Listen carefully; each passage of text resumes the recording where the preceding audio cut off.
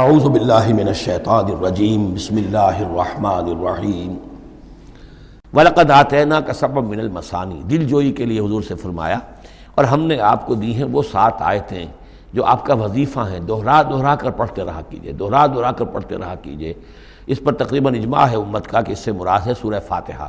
7 آیتیں جو بار بار پڑھی جاتی ہیں۔ اب آپ دیکھیے کہ ہر شخص جو نماز پڑھتا ہے دن میں کتنی مرتبہ سورہ فاتحہ پڑھ رہا ہے، ہر نماز میں کتنی مرتبہ پڑھ رہا ہے، دوہرا دوہرا کر یہ آیت جو ہے، جیسا کہ ہم نے جب سورہ فاتحہ پڑھ رہے تھے، من لم یقرأ بفاتحۃ الکتاب لا صلاۃ لمن لم یقرأ بفاتحہ، اس کی کوئی نماز ہی نہیں ہے، نماز کا جزو لازم ہے۔ بلکہ قسمت الصلاۃ بینی و بین عبدی نصفین والی حدیث میں نے آپ کو سنائی، حدیث قدسی، تو وہ تو اصل الصلاۃ ہے ہی سورہ فاتحہ۔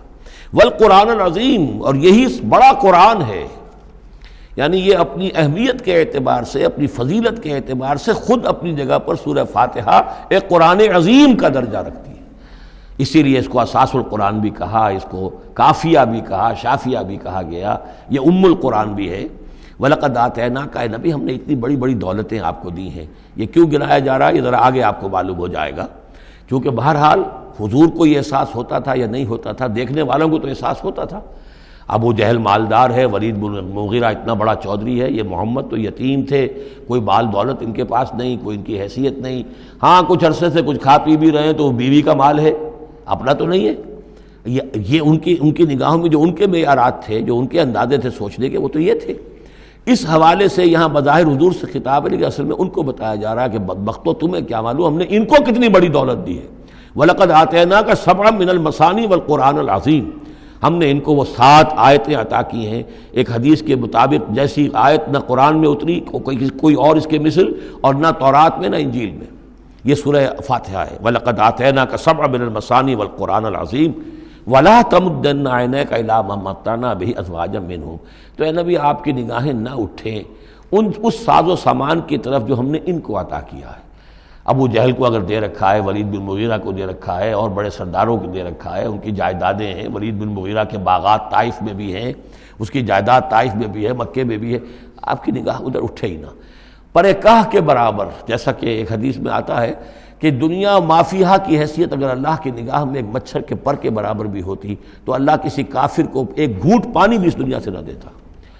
جو اللہ کا ماننے والا اور جاننے والا، اللہ کو جاننے والا ہو، تو اس کی نگاہ میں تو پھر اس دنیا و مافیہا کی وہی وقت ہونی چاہیے، وہ متاثر نہ ہو یہاں کی چمک دمک سے، آپ کی نگاہ اٹھے ہی نہ۔ لا تمدن عینیک الی ما متعنا بہ ازواجا منہم، ان کو جو ہم نے دے رکھا ہے ساز و سامان اور زیبائش اور آرائش جو ہے، آپ کی نگاہیں ادھر نہ اٹھیں۔ ولا تحزن علیہم، اور اب دیکھیے ان کے اوپر جو بھی اب عذاب آئے گا یا جس عذاب کے مستحق ہو رہے ہیں، آپ اس پر غم بھی نہ کھائیے۔ ٹھیک ہے یہ آپ کا کنبہ ہے، قبیلہ ہے، اب ابو لہب آپ کا چچا بھی ہے، لیکن یہ کہ اب غم نہ کیجئے آپ۔ وَاخْفِضْ جَنَاحَكَ لِلْمُؤْمِنِينَ، اور آپ اپنے کندھوں اور بازوؤں کو ذرا جھکا کر رکھیے اہل ایمان کے لیے۔ یہ ہمارے فقراء جب آتے ہیں، یہ جو غلام طبقے سے جو لوگ آئے ہیں، یہ لوگ جو گرے پڑے طبقات سے تعلق رکھتے ہیں، جب یہ آپ کے پاس آئیں تو آپ ان کا استقبال کیجئے۔ فَقُلْ سَلَامٌ عَلَيْكُمْ كَتَبَ رَبُّكُمْ عَلَىٰ نَفْسِهِ الرَّحْمَةَ، تو اس انداز میں ان کا استقبال کیجئے، ان کے سامنے تواضع کیجئے، ان کے سامنے اپنے کندھوں کو جھکائیے۔ وَاخْفِضْ جَنَاحَكَ لِلْمُؤْمِنِينَ، یہی مضمون ایک مرتبہ پھر سورہ طٰہٰ کے اندر آئے گا۔ وَاخْفِضْ جَنَاحَكَ لِمَنِ اتَّبَعَكَ مِنَ الْمُؤْمِنِينَ، اہل ایمان یہ جو آپ کی پیروی کر رہے ہیں، آپ اپنے ذرا کندھے ان کے سامنے جھکا کر رکھیے۔ یا یہ حکم دیا گیا ہے اولاد کو والدین کے بارے میں، اگلی صورت میں آ جائے گا سورہ بنی اسرائیل میں، کہ ان کے لیے اپنے کندھوں کو، اپنے بازوؤں کو ذرا جھکا کر رکھا کرو، والدین کے سامنے تن کر نہ کھڑے ہو کہ کندھے جو ہیں اٹھے ہوئے ہیں، بلکہ کندھے ذرا دبا کر۔ وَاخْفِضْ جَنَاحَكَ لِلْمُؤْمِنِينَ وَقُلْ إِنِّي أَنَا النَّذِيرُ الْمُبِينُ، اور کہہ دیجئے کہ میں تو صرف خبردار کرنے والا ہوں، کھلم کھلا خبردار کرنے والا، میری اس کے سوا کوئی ذمہ داری نہیں ہے۔ كَمَا أَنزَلْنَا عَلَى الْمُقْتَسِمِينَ، جیسے کہ ہم نے نازل کیا ہے ان پر کہ جنہوں نے تقسیم کر لیا ہے، الذین جعلوا القرآن عظیم، قرآن کو انہوں نے بوٹیاں بنا لیا ہے، اس کو توڑ کے ٹکڑے کر دیا ہے۔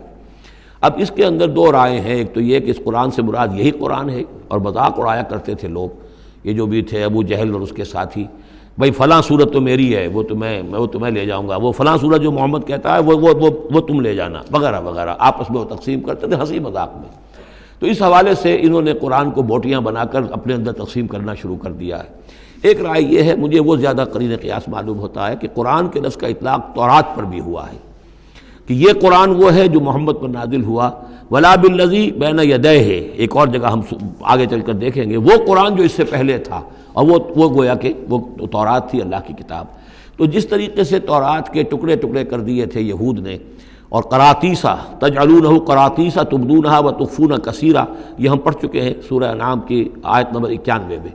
تو جیسے کہ ٹکڑے ٹکڑے کر کر اور کچھ حصہ ظاہر کیا، کچھ چھپایا، تو ان دونوں کی رائے ہے وہ میں نے آپ کے سامنے پیش کر دی۔ فَوَرَبِّكَ لَنَسْأَلَنَّهُمْ أَجْمَعِينَ، تو تیرے رب کی قسم اے محمد صلی اللہ علیہ وسلم، ان سب کو ہم جمع کر کے رہیں گے۔ اما نسألنہم اجمعین، ہم ان سے پوچھ کر رہیں گے، یہ لفظ وہی آ گیا ہے فَلَنَسْأَلَنَّ الَّذِينَ أُرْسِلَ إِلَيْهِمْ وَلَنَسْأَلَنَّ الْمُرْسَلِينَ، یہ جو سورہ اعراف کی آیت نمبر 6 تھی، ہم لازماً پوچھ کر رہیں گے ان سے بھی جن کی طرف رسولوں کو بھیجا گیا، اور ان سے بھی کہ جن کو رسول بنا کر بھیجا گیا۔ فَوَرَبِّكَ لَنَسْأَلَنَّهُمْ أَجْمَعِينَ، تو آپ کے رب کی قسم ہم ان سب سے پوچھ لیں گے، حساب کتاب لے لیں گے، یہ تھوڑے سے وقت کی بات ہے، آپ ذرا صبر کیجئے۔ اما کانوا یعملون، جو کچھ کہ یہ کر رہے تھے، فاصدع بما تؤمر، یہ ہے وہ آیت۔ اب ڈنکے کی چوٹ علی الاعلان کہیے جس چیز کا آپ کو حکم ہوا ہے۔ یہ جب حکم آیا حضور کو تو پھر آپ کوہ صفا پر کھڑے ہوئے، اور پھر آپ نے وہاں، اگرچہ ظاہر بات ہے کہ اس کا کوئی امکان نہیں تھا کہ آپ ننگے ہو جاتے، لیکن جو وہاں کا رواج تھا وہ یہ تھا کہ اگر کسی شخص کے پاس کوئی ایسی خبر آتی تھی کہ فلاں قبیلے کے لوگ جو ہیں آج رات ہمارے اوپر حملہ کریں گے، شب خون ماریں گے، اب کیسے لوگوں کو بتائیں؟ کوئی کمیونیکیشن ماس میڈیا تو ہے نہیں، کیسے خبر دیں، کیا کریں؟ تو وہ یہ کرتا تھا کہ وہ شخص کپڑے اتار کے معذر ذات برہنہ ہو کر کسی اونچی جگہ کھڑا ہو جاتا تھا، تاکہ ہر طرف سے لوگ دیکھ لیں کہ ایک ننگا آدمی کھڑا ہے۔ نذیر عریان کہتے تھے اسے، ننگا خبردار کرنے والا۔ اب جہاں تک اس کی آواز جا رہی ہے، آواز لگاتا تھا وا صباحا، ہائے وہ صبح جو آنا چاہتی ہے، آیا چاہتی ہے، اس لیے کہ صبح کے وقت ہوتے تھے حملے، یہ جس کو آج کل آپ کہتے ہیں small hours of the morning, وہ بہت غفلت کا وقت ہوتا ہے آدمی کا، صبح رات کے 2-3 بجے جو ہے ٹھنڈی ٹھنڈی نیند آئی ہوتی ہے، اس وقت وہ آتے تھے، حملہ کرتے تھے، لوٹ مار کرتے تھے، قتل کرتے تھے اور بھاگ جاتے تھے۔ تو وا صباح، ہائے وہ صبح جو آیا چاہتی ہے۔ تو اب لوگ دوڑتے تھے کہ بھائی کہاں کی خبر آئی ہے، کون ہے، کون سا قبیلہ ہے، کس کے بارے میں اطلاع ہے، اطلاع صحیح ہے غلط ہے۔ تو یہ ان کا رواج تھا۔ تو حضور نے یہ کیا، صرف ایک چیز اس میں سے نکال دی، ننگے ہونے کا سوال نہیں تھا معاذ اللہ، لیکن آپ بھی کھڑے ہو گئے کوہ صفا پر، وا صباحا کا نعرہ لگایا۔ اب لوگ آئے، دوڑے، کوئی خبر دی ہے، محمد دینا چاہتے ہیں، کوئی بات ہے، بڑی اہم کوئی بات ہے۔ وہاں آپ نے پھر اپنی دعوت پیش کی۔ تو اسی مجمع میں پھر ابو لہب نے کہا تھا تبا لک لہذا جمعتنا، تمہارے لیے ہلاکت ہو، ہمیں اس کام کے لیے جمع کیا تھا، ہم اپنے بڑے بڑے اہم کاموں میں لگے ہوئے تھے۔ وہ مہاجن تھا، کہیں مہاجنی سود اپنا لین دین کا حساب کر رہا ہوگا بیٹھا ہوا، میں وہ سب چھوڑ کر آیا ہوں کہ کوئی خاص اہم بات تم نے بتانی ہے، لیکن تم نے یہ کیا کیا؟ تو یہ ہے وہ واقعہ، اور اس سے معلوم ہو جاتا ہے کہ یہ سورہ مبارکہ جو ہے اسی دور کی، ابتدائی دور کی ہے۔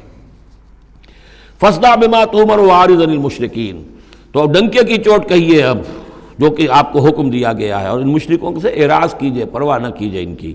انا کفیناک المستہزئین، یہ جو استہزاء کرنے والے ہیں، تمسخر اڑانے والے ہیں، ہم آپ کی طرف سے ان کے لیے کافی ہو رہیں گے، ان کی کوئی مخالفت آپ کا کچھ بال بیکا نہیں کر سکے گی۔ الذین یجعلون مع اللہ الہا آخر، جو اللہ کے ساتھ ساتھ اور بھی الہ گھڑے بیٹھے ہوئے ہیں، فسوف یعلمون، تو ان قریب انہیں معلوم ہو جائے گا کہ اصل حقیقت کیا ہے اور وہ کس طرح کی گمراہیوں میں پڑے ہوئے تھے۔ اب وہ آیت آ گئی جس کا کئی مرتبہ میں حوالہ دے چکا ہوں، اور سورہ انعام میں خاص طور پر وَلَقَدْ نَعْلَمُ، اے نبی ہمیں خوب معلوم ہے، اَنَّكَ يَضِيقُ صَدْرُكَ بِمَا يَقُولُونَ، کہ جو کچھ یہ لوگ کہہ رہے ہیں اس سے آپ کا سینہ بھجتا ہے۔ کسی نے پاگل کہہ دیا، کسی نے مجنون کہہ دیا، آصیب کا سایہ آ گیا، کوئی ہمدردی کے انداز میں آ کے کہتا ہے۔ عتبہ ابن ربیعہ ایک دفعہ آیا، کیونکہ وہ بزرگ تھا، خاندان کا معمر آدمی تھا، بھتیجے میرے بڑے تعلقات ہیں عاملوں سے بھی، کاہنوں سے بھی، واقعی اگر کوئی تم پر کوئی سایہ ہو گیا ہے، کوئی بری روح کوئی آ گئی ہے تو مجھے بتا دو، میں بلا کے لے آؤں گا، علاج کرا دوں گا تمہارا۔ اب کوئی کچھ کہہ رہا ہے، کوئی کچھ کہہ رہا ہے، کسی نے کہا شاعر ہے، کسی نے کہا کہ ایک انہوں نے غلام پکڑ کے رکھا ہوا ہے، عجمی غلام، اسے کمرے میں بند کیا ہوا اپنے گھر کے اندر، اور وہ عالم ہے بہت بڑا جو پورے پچھلی کتابوں کا جاننے والا، اس سے ڈکٹیشن لیتے ہیں اور پھر آ کر ہم پر دھونس جماتے ہیں کہ یہ اب وہی آئی ہے۔ تو یہ ساری باتیں سنتے تھے حضور صلی اللہ علیہ وسلم، تو آپ کو تکلیف پہنچتی تھی، کوفت ہوتی تھی۔ وَلَقَدْ نَعْلَمُ، اے نبی یہ نہ سمجھیے کہ ہمیں اندازہ نہیں ہے کہ آپ کو کوفت ہو رہی ہے، آپ کو تکلیف ہو رہی ہے، آپ کا سینہ بھیجتا ہے۔ وَلَقَدْ نَعْلَمُ أَنَّكَ يَضِيقُ صَدْرُكَ بِمَا يَقُولُونَ، کہ جو کچھ یہ لوگ کہہ رہے ہیں اس سے آپ کا سینہ بھیجتا ہے۔ فسبح بحمد ربک، بس اپنے رب کے حمد میں اور تسبیح میں لگے رہیے، تسبیح کیجئے اپنے رب کی حمد کے ساتھ، اسی سے آپ کے دل کو سکون ہوگا، اطمینان ہوگا، اسی سے یہ کہ آپ کے لیے استقامت اور صبر کے راستے جو ہیں وہ کھلتے چلے جائیں گے۔ وَقُم مِّنَ الساجدین، اور سجدہ کرنے والوں میں ہو جائیے، آپ سجدہ کیجئے، تسبیح کیجئے، حمد کیجئے، اپنے رب کے ساتھ تعلق مع اللہ ہے کہ جو ان تمام سختیوں کو آپ کے لیے آسان کر دے گا۔ جتنا اللہ سے اپنے اس قلبی اور ذہنی رشتے کو مضبوط سے مضبوط تر بنائیں گے، اتنی ہی یہ تمام چیزیں جو ہیں آپ پر ہلکی ہوتی چلی جائیں گی۔ وَاعْبُدْ رَبَّكَ حَتَّىٰ يَأْتِيَكَ الْيَقِينُ، اور اپنے رب کی بندگی میں، پرستش میں لگے رہیے یہاں تک کہ وہ یقینی بات آ جائے۔ اور وہ یقینی بات کیا ہے؟ جو یقینی شے ہے، شدنی ہے، موت، یعنی یہ کہ تا دم آخر دم فارغ مباش، اندر ہی رہ میں تراش و میں خراش، آخری وقت تک اس بندگی میں اپنے لگے رہیے، جو بھی آخری موت جب تک آ جائے، یا موت سے مراد یہ بھی ہو سکتا ہے یقین سے، یقینی بات اللہ کی مدد آ جائے، اللہ کی طرف سے غلبہ حاصل ہو جائے اور اللہ تعالیٰ کی نصرت آ جائے، اللہ کا فیصلہ آ جائے، لیکن عام طور پر گمان یہی ہے کہ اس سے مراد موت ہے۔ وَاعْبُدْ رَبَّكَ حَتَّىٰ يَأْتِيَكَ الْيَقِينُ، اور اپنے رب کی بندگی اور پرستش میں لگے رہیے یہاں تک کہ وہ یقینی شے وقوع پذیر ہو جائے۔ صدق اللہ العظیم۔